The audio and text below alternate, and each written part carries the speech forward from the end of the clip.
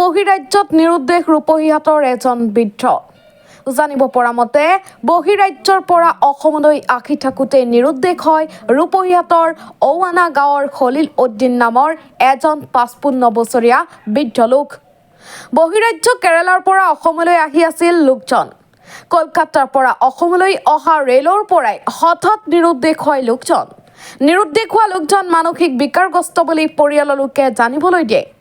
নিৰুদ্দেশৰ খবৰ পোৱাত চিন্তিত হৈ পৰিছে পৰিয়ালৰ লগতে অঞ্চলবাসী ৰাইজ।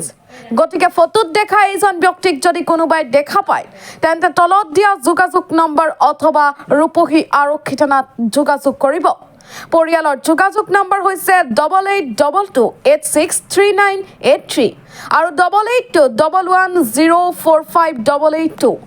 বাবা কেরালা গেছিন আইতে বলা টেনেতে নাই কেমে গেছে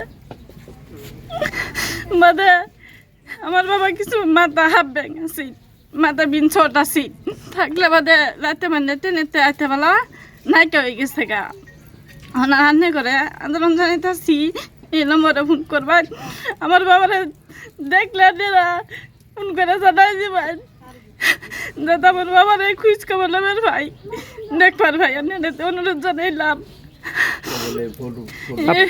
ফটো দিতেছি ফটো নম্বরে হোয়াটসঅ্যাপে আপনারা ফোন করে জানাই দিবেন। আপনার দেউতার নাম কি আছিল? খলিল উদ্দিন। ক'ৰ পৰা নাইকিয়া হৈছে? কলিকতা। কলিকতাৰ পৰা অসমলৈ আহিছিল? সেই মাজত সেই ট্ৰেইনত মানে নাইকিয়া হৈছে? ট্ৰেইন দি আহিছিলে? ট্ৰেইন দি আহিছিলে। লগত কোনোবা আছিল নে? আছিল মানে আত্মীয় স্বজন মানুষ আছিল সেরা মানে খুঁজ পাইছে না মানে গম পোৱা নাই মানে? না না ট্ৰেইনৰ পৰা নিৰুদ্দেশ হৈছে বুলি এতিয়া আপোনালোকৰ পৰিয়ালৰ মানুহৰ লগত নাই মানে? পৰিয়ালৰ মানুহৰ লগত নাই মানে কোনোবা যদি দেখা পায় আপোনালোকৰ নম্বৰত যোগাযোগ কৰিব? যোগাযোগ কৰি দিয়া নেৰা জানাই দিবা। আপোনাৰ দেউতাকৰ ঘৰ ক'ত আছিলে? অৰুণা। ৰূপহীহাটৰ অৰুণা? অৰুণা।